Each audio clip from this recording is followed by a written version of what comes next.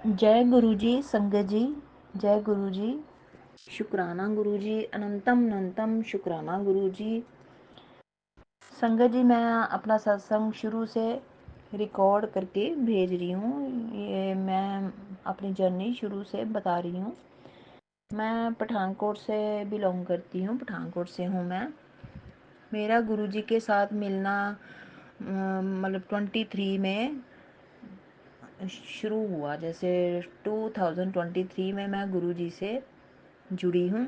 उससे पहले मैं भोलेनाथ को बहुत मानती थी। शुरू से मैं दुर्गा माँ और भोलेनाथ को बहुत मानती थी। और 3 साल गुरु जी से मिलने से पहले मैं साल 1.5 साल मतलब रेगुलर मैं शिव मंदिर जाती थी। और अभी तक मेरी आदत बन चुकी है कि मैंने वहाँ पे शिव मंदिर जाके झाड़ू पोछा जो भी लगाना और जल चढ़ा के आना, ये मेरी आदत बन चुकी थी। और इस बीच क्या होता है संगत जी कि गुरु जी के मेरे मतलब मोबाइल में फेसबुक पे गुरु जी के मैसेजेस आते थे। जैसे फिर यूट्यूब खोलनी तो गुरु जी के लोग ऐसे जो अपने सत्संग सुनाते थे। मैंने 1-2 बार वो सुना, तो उसमें इतनी डिस्टर्बेंस सी आती थी कि मेरे को जितने भी मैंने सत्संग सुने उसमें कुछ ठीक से सुनाई नहीं देता था।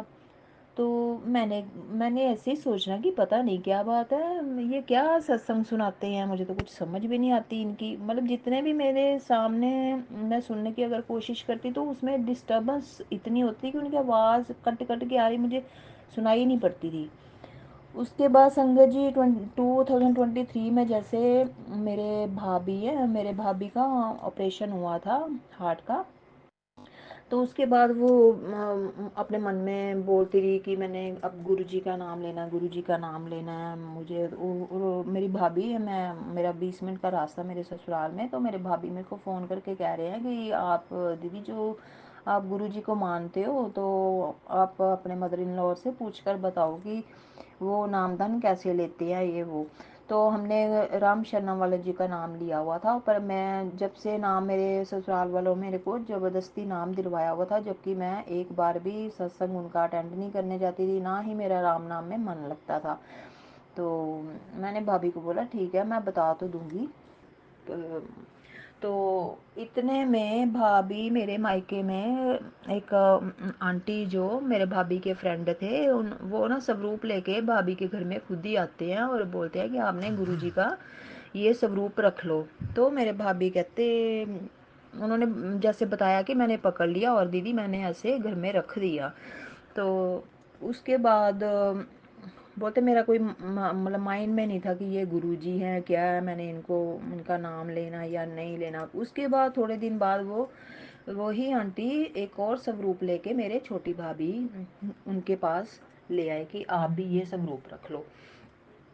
तो छोटे भाभी ने भी ये स्वरूप रखा अपने पास। और फिर छोटे भाभी ने मेरे को फ़ोन किया कि दीदी ऐसे सत्संग है संडे को, तो आप भी आ जाना, हम चलेंगे सत्संग में। तो मैंने भी सोचा होगा कोई सत्संग, तो चलो मैं जाती हूँ मायके में। मैं ऐसे ही कि चलो चक्कर भी लग जाएगा और जाती हूँ। जैसे मैं गई तो नेक्स्ट डे ही हम लोग सत्संग अटेंड करने गए और वहाँ सत्संग अटेंड किया। अच्छा लगा, जो गुरबानी जो लगी हुई थी वो काफ़ी अच्छा लगा और खूब मैं रोई।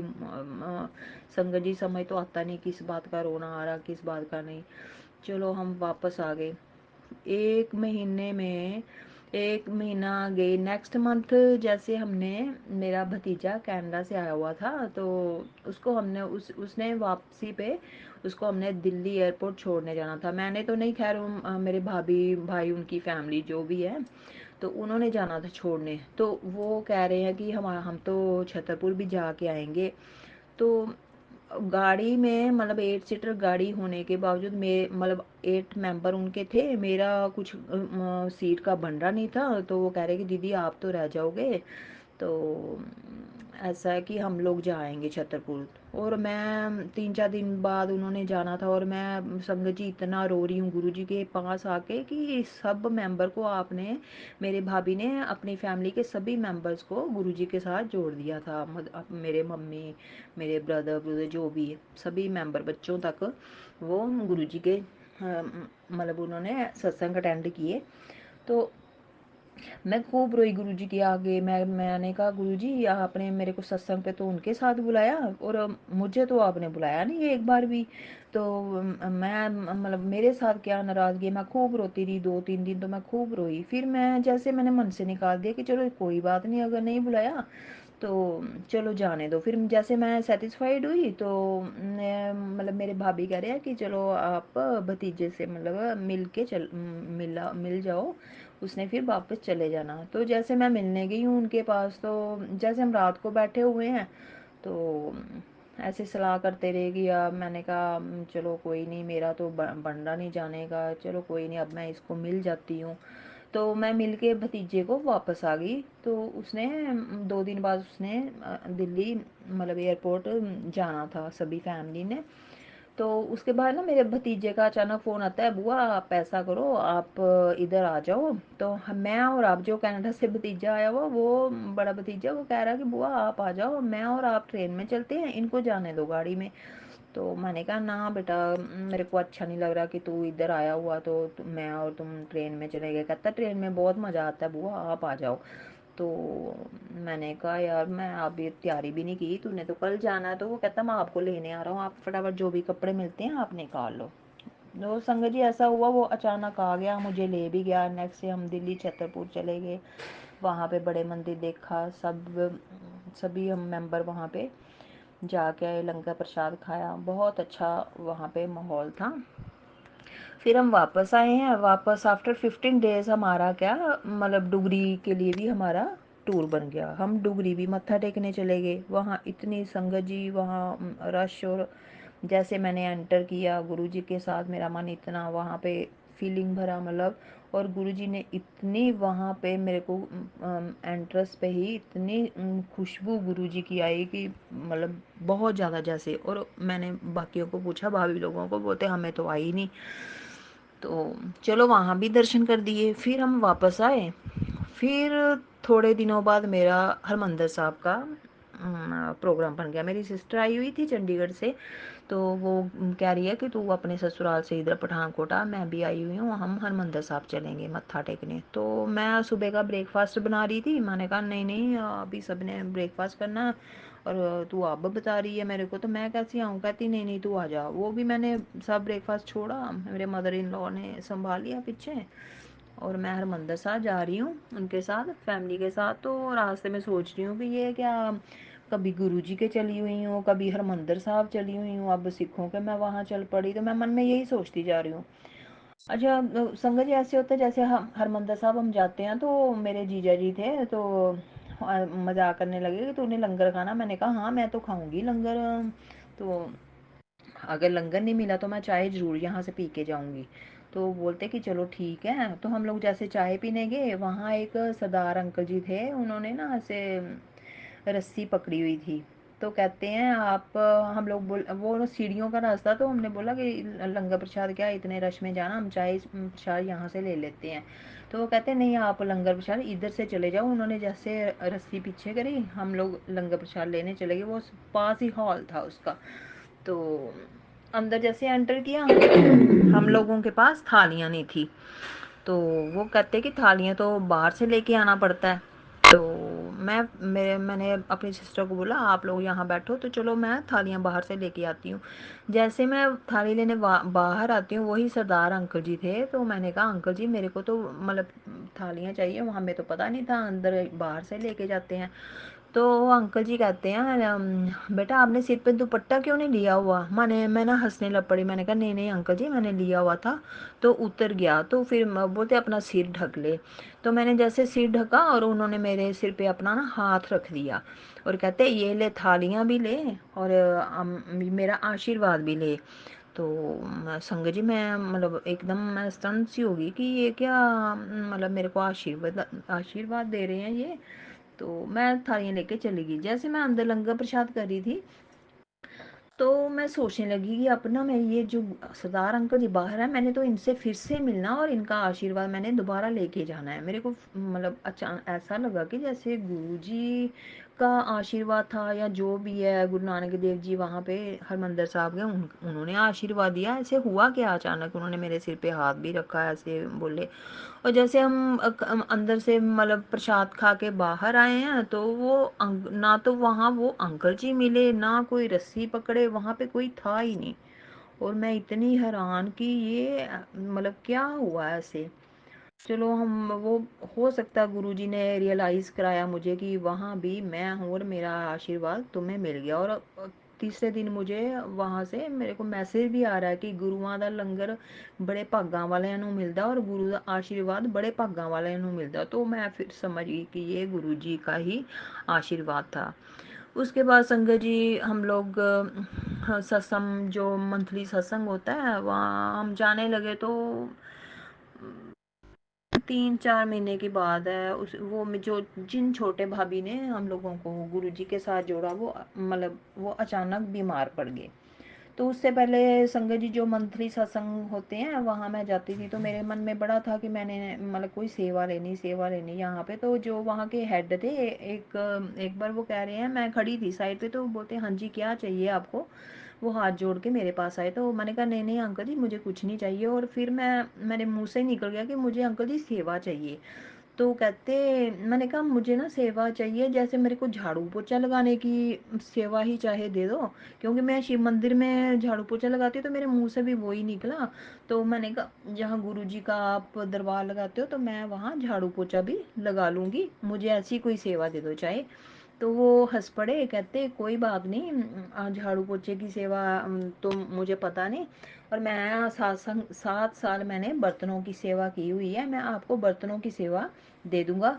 और आगे जैसे गुरु जी की इच्छा, उन्होंने इतने वर्ड मेरे को बोले। मैं अपने घर आ गई। और संगत जी नेक्स्ट मंथ है, मेरी वही भाभी जिसने गुरु जी के साथ हमें जोड़ा वो बीमार पड़ गई। और मुझे उसके साथ मंथली पीजीआई में जाना पड़ा। मैं हर महीने उसके साथ जाती। वो मेरे बिना, मेरे भाभी रहते नहीं थे, मतलब हम दोनों का बहुत प्यार था, हर दुख सुख की बात वो मेरे से ही करती थी। और मैं 7-8 महीने उसके साथ जाती रही। और संगत जी वो काफ़ी बीमार हो गई। और उसको बीमारी, कैंसर बीमारी अचानक से गुरुजी के जुड़ने के बाद, हमें नहीं पता वो गुरुजी की क्या महिमा थी या उसके कष्ट गुरुजी ने अपने ऊपर लिए थे, हमें कुछ नहीं पता।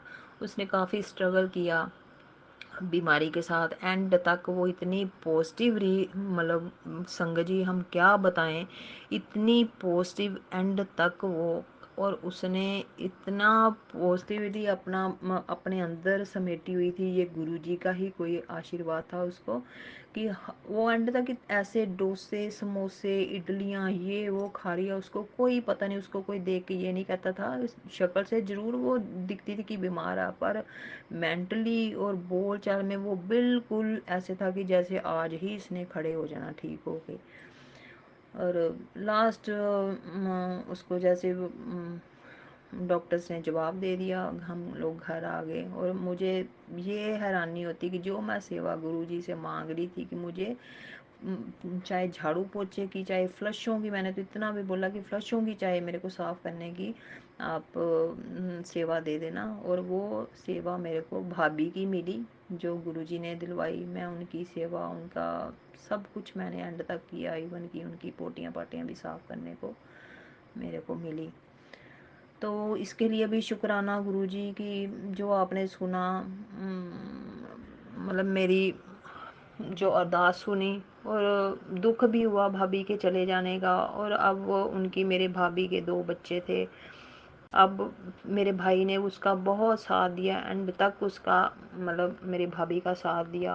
और काफ़ी अपसेट भी रहे हम लोग जैसे। पर अब मेरे भाई में इतनी पेशेंस गुरुजी ने भरी भरी हुई है बच्चों में, कि वो अब भी गुरुजी का ऐसे ही नाम जाप कर रहा है। वो अब कह रहा है कि हम लोगों को समझ नहीं आती, हम लोग पहले तो गुरुजी को दोष दे देते हैं शायद, पर उसने गुरुजी, मेरे भाई ने एंड तक गुरुजी का नाम जाप रखा अपने साथ। बहुत चमत्कार भी हुए बीमारी में उसके साथ। गुरु जी के स्वरूप वो साथ ही रखता था। गुरु जी के स्वरूप के साथ चमत्कार हो रहे थे और हम कह रहे थे कि चमत्कार ऐसे हो रहे हैं हम देख के कि ये भाभी ठीक हो जाएंगी। लास्ट गुरु जी 2 दिन पहले मेरे भाभी के माथे पे ओम बन गया था। और जिस दिन उसकी डेथ हुई मैं सुबह मतलब वो लास्ट 1 वीक में ज़्यादा वो तंग हो रही थी, तो मैं मंदिर गई। मंदिर में भोलेनाथ से मैंने जैसे प्रे की कि गुरु भोले बाबा कि मेरे से अब ना भाभी देखी नहीं जा रही, अगर तो इसको जीवन दान देना है तो ठीक है, अगर नहीं तो इसको अपने चरणों में ले लो। और संगत जी सोमवार का दिन था, सोमवार मैं मंदिर से होके आई, उसको जल दिया गुरु भोले बाबा का। बड़े भाभी उसके रोज चंदन का टिक्का लगाते थे। जैसे हमने जल पिलाया उसके बाद वो थोड़ी ढीली पड़ गई। और मैंने उसके पास मेरे ना मोबाइल में वो एक मैसेज फ्लैश हो रहा था कि मतलब 5 से 8 मंत्र जाप लगा, 5 से 8 मंत्र जाप लगा। तो मेरी आती, मैं बीच बीच में मंत्र जाप सुनती रहती थी और भाभी के पास भी मोबाइल में लगा देती थी। तो मैंने ये सोचा कि क्या ये 5 से 8 आज मैसेज क्यों आ रहा है। चलो मैंने दोपहर के टाइम उसके पास मंत्र जाप लगा दिया फिर से। वो सुन रही। और संगत जी ऐसा कि वो मुंह से वो एंड मतलब उस दिन इतनी बीमार थी और वो मुंह से मंत्र जाप अपना अपने लिप्स हिला रही है, मंत्र जाप कर रही भाभी। और लास्ट 6:30 के आसपास उसकी डेथ हुई। और डेथ के टाइम वो हमने उसको जैसे नीचे उतार दिया और उसके वो नीचे सांस ली, मतलब उसने 20 मिनट अपनी सांस ली। और मैंने जैसे ही उसके पास मोबाइल में मंत्र जाप लगाया और जैसे ही उसका मतलब मंत्र जाप 108 का ख़त्म हुआ तभी उसकी लास्ट सांस छूट गई। तो गुरु जी ने हमें यही पूरा विश्वास कि गुरु जी ने उसको अपने चरणों में ले लिया। संगत जी उसके माँ बाप कोई भी नहीं था, वो अपने माँ बाप की इकलौती बेटी थी। और हो सकता है कि आगे उसका कोई ऐसा संकट आने वाला हो जो गुरु जी ने उसको अपने चरणों में पहले ही ले लिया। हम ही उसके लिए सब कुछ थे और हमारे हाथों में ही वो चली गई। जय गुरु जी। ये तो गुरु जी को पता है क्या हुआ क्या नहीं। आगे सत्संग मेरा गुरु संगत जी ऐसा है कि हमारे मतलब मेरे हस्बैंड जो हैं वो पॉलिटिकल लाइन में थे। तो उनका बिजनेस वो इतना इंटरेस्ट नहीं देते थे, जैसे उन्होंने कोरोना टाइम बंद ही कर दिया हुआ था। और मेरी जो बेटी थी वो कह रही थी कि मैंने +2 के बाद BA LLB करनी है। तो मैं बड़ी टेंशन में पड़ गई कि कैसे करेंगे, हमारे पास तो पैसे भी नहीं हैं, ये तो भेजेंगे नहीं।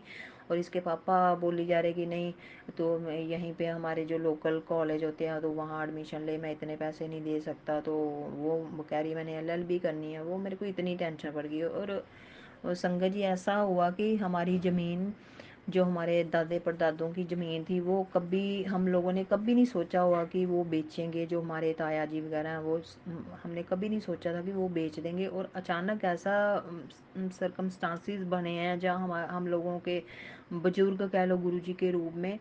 तो उन्होंने अचानक ही वो हमारी ज़मीन के लेने के लिए जो ग्राहक आए हैं वो 5.5 करोड़ में एग्रीमेंट हो गया और हमारी ज़मीन बिक गई।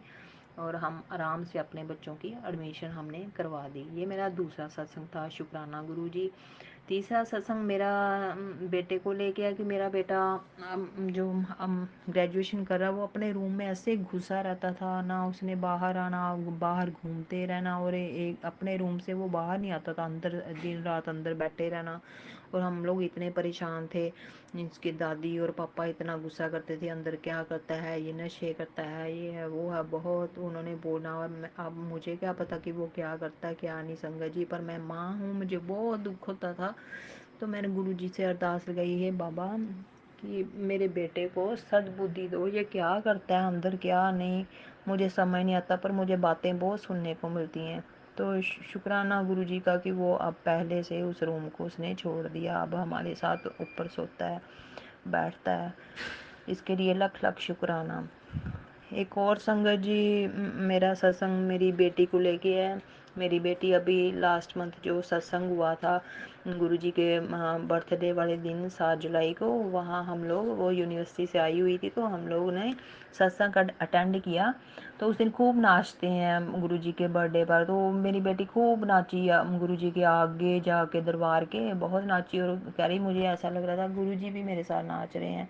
और क्या होता है संगत जी को, वो नेक्स्ट डे ही बीमार पड़ जाती है, उसके पेट में उसको लीवर की प्रॉब्लम तो रहती थी, तो वो बीमार हो गई। तो बीमार भी अचानक ऐसे हुआ कि कुछ समझ नहीं आया। हम लोग, मैं ले गई उसको डॉक्टर के पास, उन्होंने बोला कि इसको फूड पॉइज़न है, तो टेस्ट वेस्ट करवाए, फिर उसको एडमिट करना पड़ा। 3 4 दिन वो एडमिट रही। फिर उसके बाद वो, मैं उसको जल, गुरुजी के आगे जल रखती हूँ, वो जल प्रसाद मैं उसको देती रही और उसको लगाती रही। तो 3 दिन वो एडमिट, उसकी फ़ाइल बनी हुई थी, 3 दिन शायद वो गई है, ग्लूकोज लगा उसको। 4th डे वो कह रही है मैंने नहीं जाना कोई भी वहाँ पे, मुझे घर ही रहने दो, मैं कौन सा ठीक हो रही हूँ।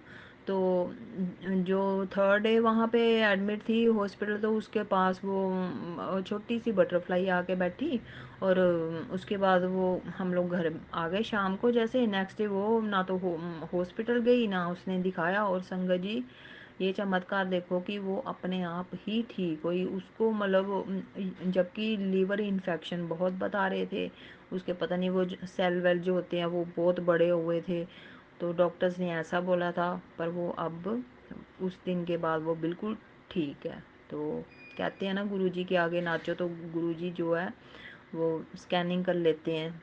तो गुरुजी ने देखा होगा अंदर स्कैनिंग, वो 3 दिन में उसका जो भी प्रॉब्लम थी गुरुजी ने वो 3 दिन में ही ख़त्म कर दी। जय गुरुजी, शुक्राना गुरुजी, अनंतम अनंतम शुक्राना गुरुजी।